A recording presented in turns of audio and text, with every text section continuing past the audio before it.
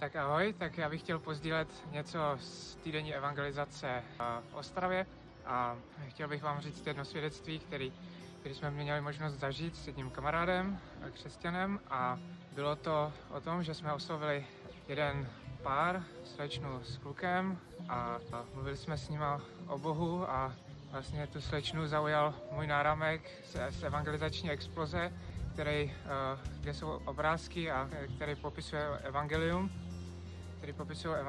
A tak to bylo úžasný a vlastně říkala, že je věřící a že zažívá těžké časy a že je moc ráda, že jsme je oslovili, že to je takový povzbuzení pro ní, a vlastně pak jsme mohli mluvit i s tím jejím klukem a byl to moc fajn čas, s tím kamarádem jsme se skvěle doplňovali. Ten její přítel sice nevydal život Bohu hnedka tam na místě, ale věříme, že tam bylo zase to a že to bude v Boží slávě. Tak ahoj, ja sa volám Maria, som zo Slovenska, ale žijem tady v Čechách.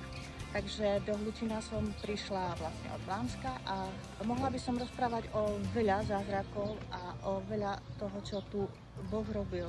Ale ja vám chcem toľko povedať, že Boh nás vlastne uschopňuje. Čiže aj keď som vyšla do ulic a nevedela som, že či budem mať nejaké slovo, alebo či budem sa modliť za ľudí, alebo ako, ale Boh ma uschopnil na to, že som sa modlila za ľudí a videla som zázraky.